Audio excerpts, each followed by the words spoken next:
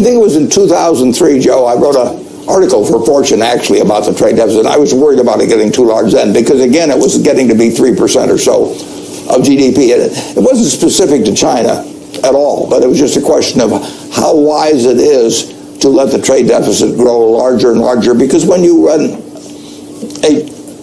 when you are in effect buying more from other countries than they're buying from you, you are handing them investment funds. I mean, it's the nature. You give them little pieces of paper and they can convert that into buying. They can buy government bonds. They can buy buildings here. And Japanese bought Pebble Beach in the 1980s when they were running a big surplus. I mean, so you are giving up claim checks on our country, essentially, in exchange for having more consumption now than you're producing in this country. And so I do think that there's levels of trade deficit that bother me. I had some system that did not make it country specific. But I think the world has gotten better and better, and there's no question that countries may try and take advantage in this or that, and we've actually been guilty of that sometimes in the past too. I don't think leaders in other countries, whether China or 100 other countries, are not smart enough to realize that it's in the interest to keep promoting trade. The more we trade over time, and we don't want it to be a question of where we import 20% of our GDP and we export nothing. Now, we could all quit working, and we could hand little pieces of paper to the rest of the world, and they could keep sending us food, and they could send us autos, and they could send us all kinds of things. But eventually they have claims on all our wealth. So we do want to have policies where the overall trade deficit does not get out of hand in relation to GDP. And I've been arguing that for a long time. Scott Bessent posted three short videos we're gonna take a look at. And in these three short videos, which I think is indicative of where he wants to take things as the Secretary of the Treasury. He wants people to understand investing, understand that your schooling, your education didn't teach you what you need to know about being more financially literate. It's a huge problem. It's not being addressed because they want these little communists running around. They don't want people understanding prosperity. And unfortunately, too many people have gone through the entire educational system. They've worked 9 to 5 or longer for 30 years, and they're still not financially literate. And so I love the fact that, it's what he's trying to do. He posted this. Said, America has been very good to me, and I want to share the lessons I have learned with others. Through financial literacy, you can build both economic security and peace of mind while moving towards your long-term goal. So let's listen to this 17-second video he just put out there. America has been very good to me and my family, and I want to spread the word that through financial literacy, you can accumulate both financial security, peace of mind, and move toward your financial goals. And so I was wondering as I watched that, why he would have put something, and why now is he putting this out? So he then followed that up with a second post. And the second post says this: the sooner you start thinking about making sound financial decisions, the easier it will be to accumulate wealth. I love the fact that he's saying this. Let me tell you why. Saving is a lifelong process that will allow you to retire, support a family, save for education, or start a rainy day fund. And this here is the second video that he posted. When you think about the long arc of your life and your career, then obviously you're worried about your education, your job, your housing, but at a point, we all start thinking about accumulating assets, about having a cushion, about having, whether it's rainy day money, money for family education, or money for retirement. So the sooner you start focusing on making good choices there, the easier it will be, and the bigger the nest egg you will have.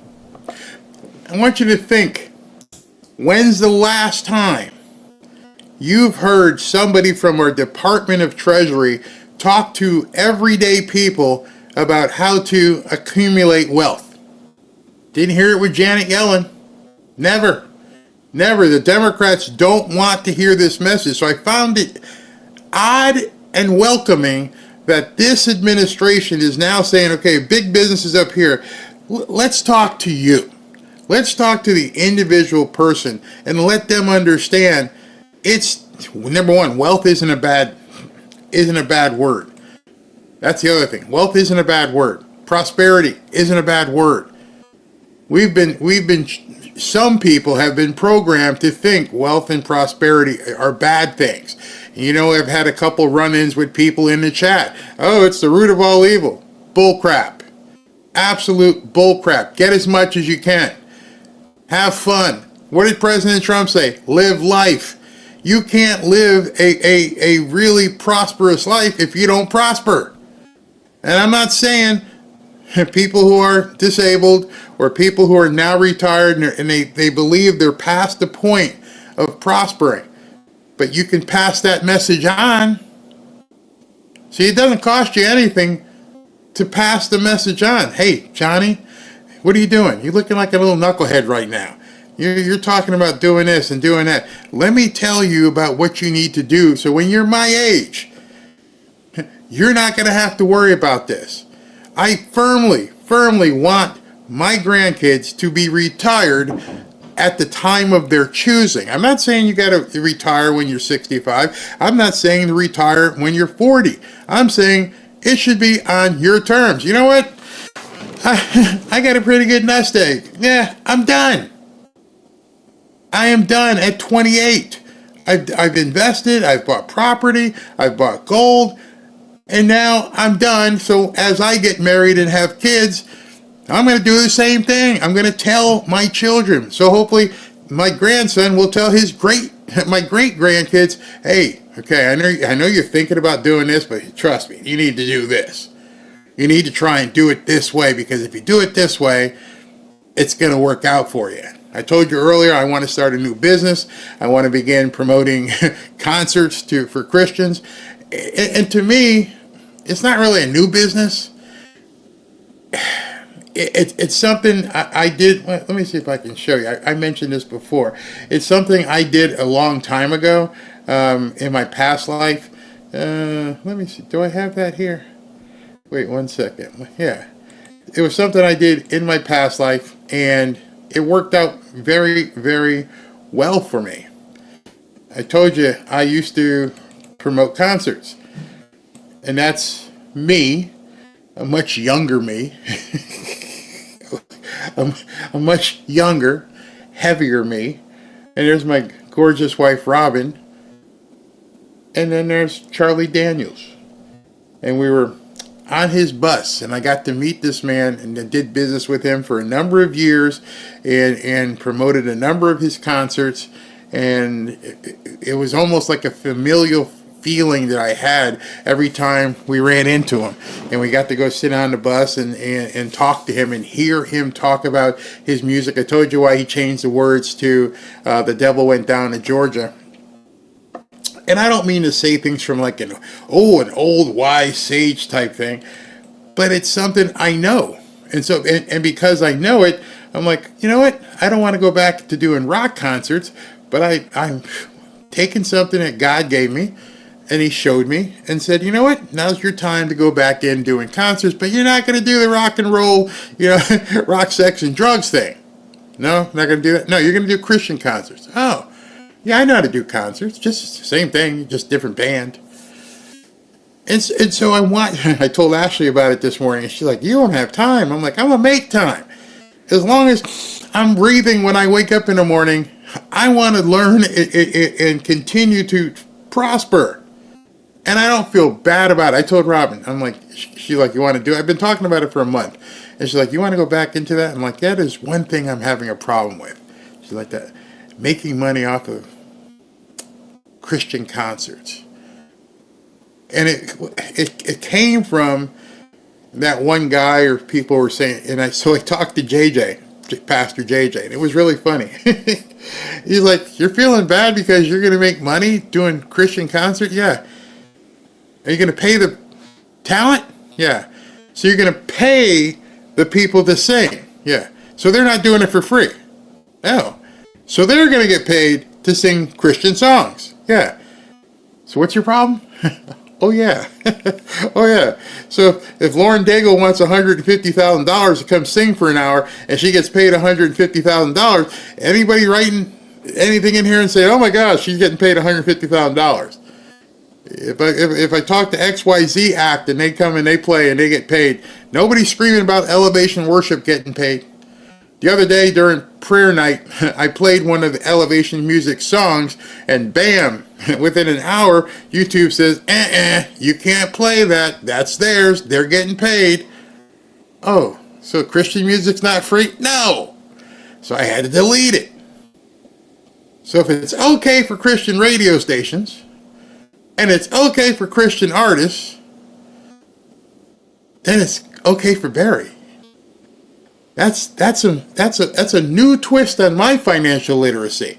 That was going to be an impediment to me going, I feel bad charging $150 a ticket for a concert. I'm going to make some money on it. And it, boom, financial literacy. Wake up. They're getting paid to come sing. Yeah.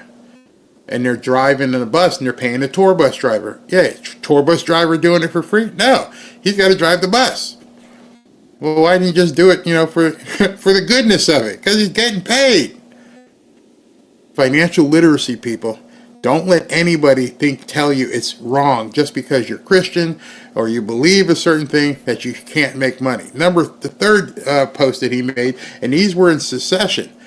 Everyone should care about financial literacy. Making good financial decisions creates economic security. The small choices you make now can lead to a big payoff down the road. And listen to him. Everyone should care about financial literacy. Whether you are a student with a summer job or a part-time job during school, whether you're in college, whether you're starting your career, or whether you are at the end of your career.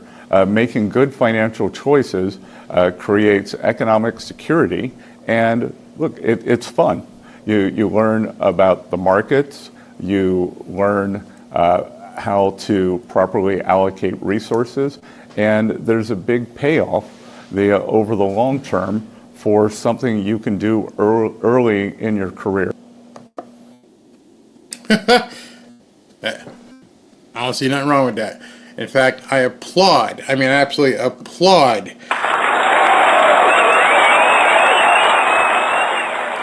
I applaud Scott Bessent for being the first person I can remember, even Trump's previous guy, Steve Mnuchin.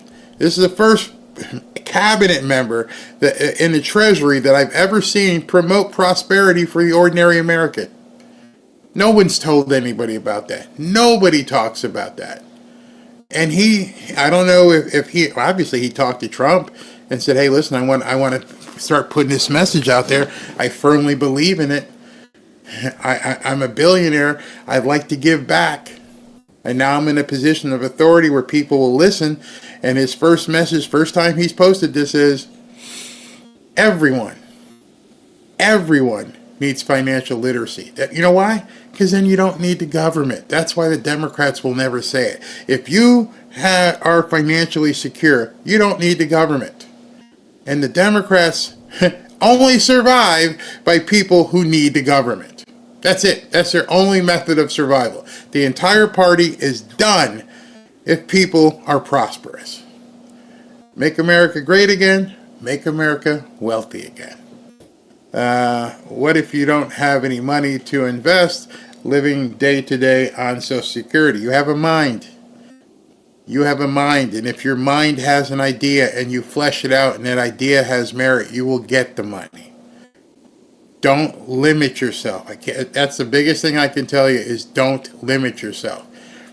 For instance, as I'm just telling you about doing something different and doing Christian concerts, I can go to somebody.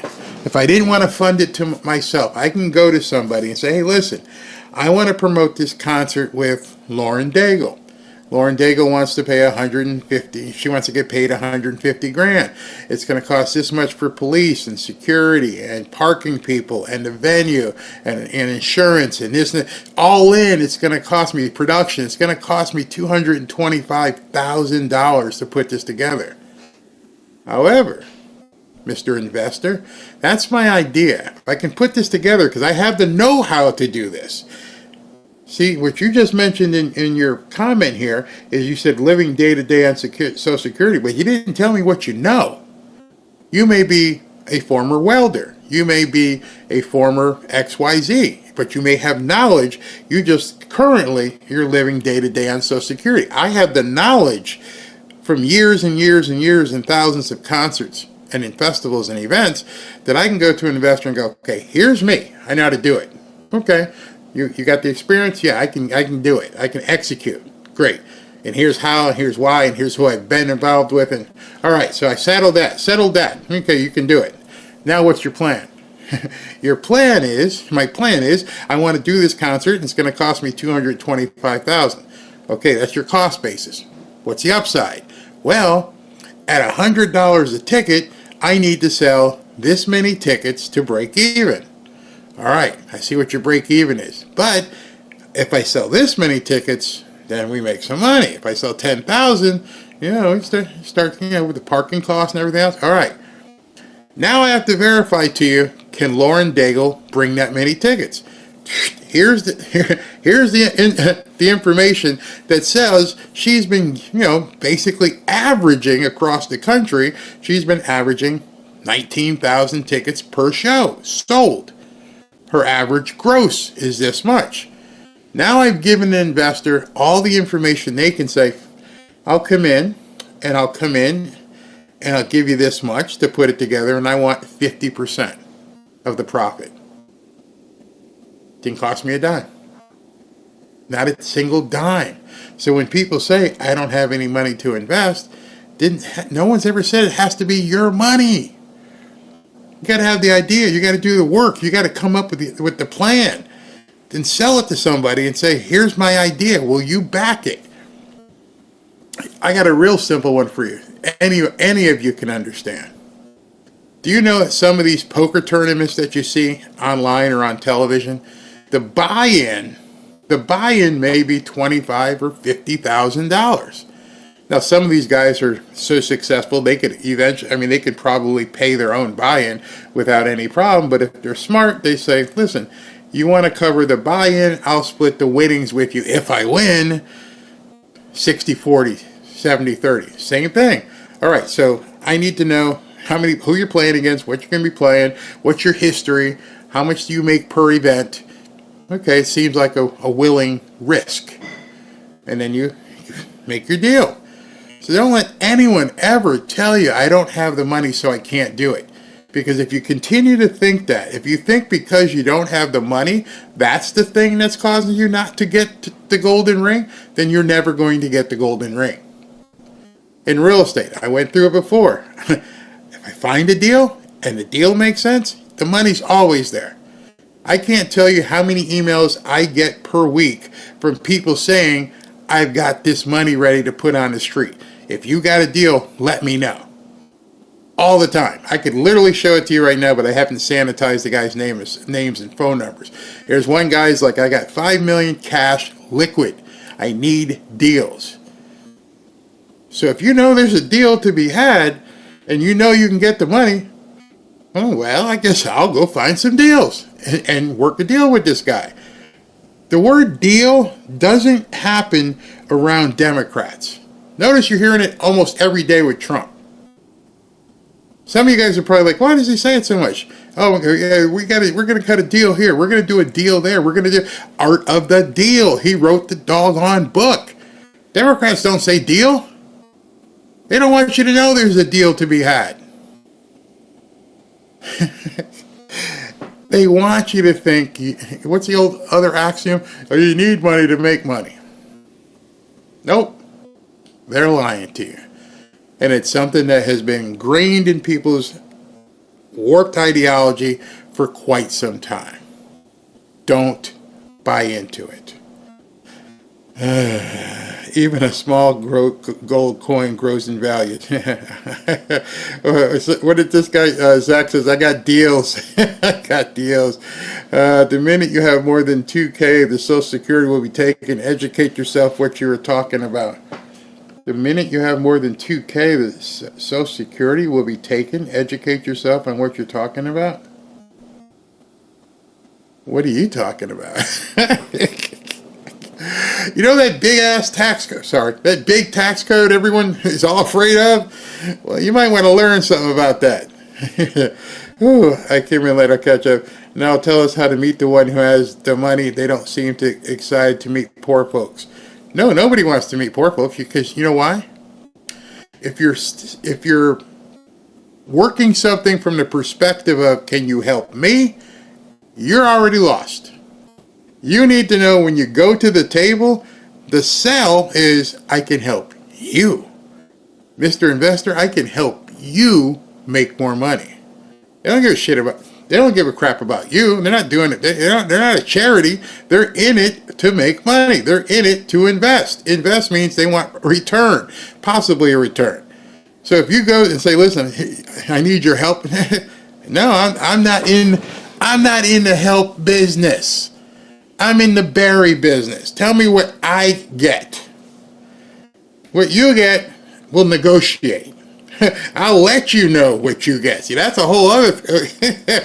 Don't tell me what you think you're getting. I'll tell you what you're getting. If you're asking me for the... And I've had investment talks like this. You don't go and say, I'll give you 50%. Like, I'm offering 20%. No, look at the deal. I'll tell you what you get. So that's a backwards. I understand now why Scott Bessent put this out. It's going to take a complete change in ideology for people to realize in order to prosper when you are not prosperous, it takes an entire different kind of financial literacy. If you've never sat across the table with someone that you're trying to get money from, and it's not a loan, that you're saying, I have an idea, can you fund me? Here's what you get, mister. And if we're successful, then after all your money's paid back, then I get what's left over. That's where people are going to listen. They don't want to hear about how much money I need to buy a house. Well, what do I get? No, wrong conversation. And so a lot of the self-limiting beliefs are people saying you can't do this or you can't do that. Notice, exactly, notice one of the things in here, and Carl's like, step out of the box. Exactly. Not many people are saying, how? Well, you got to go look it up. Go look up the tax code. Look, I mean, okay, let me just I don't want to take up too much time talking about this, but there's a reason, and you can see in the comments here. You're seeing in the comments exactly what Scott Bessent is saying. Yeah, I love it because your comments are he's directing his post at you. You are his audience. America has been very good. Through financial literacy, you can build both economic security and peace of mind. And what's he say down below here? Everyone. Didn't say, hey, as long as you're not disabled, you should be looking at learning financial literacy. Doesn't say that. Pretty sure that word is everyone. And so if you're having doubts on what you can or can't do, I am not your lawyer, I am not your accountant. But the Secretary of the Treasury just said financial literacy is important for everyone. There's no qualifications there. You're letting your own self-limiting beliefs dictate how you live your future. I'm not going to do that. Nope, not going to happen. So, think, as the one gentleman said, you got to begin thinking outside the box. I can't lead you there. You understand, by even commenting, you can't do that, or that's not true, you're done. You're right, you can't do it. Sorry, I made it all up. Forget about it. Wow. Think about that. Someone has told you you have listened to them and you just told me you can't do it because of this, this, and that. And I would just say to you, who told you that? Who told you that you can't do anything if you're getting disability? And think back to where that person told you that, and understand whoever told you that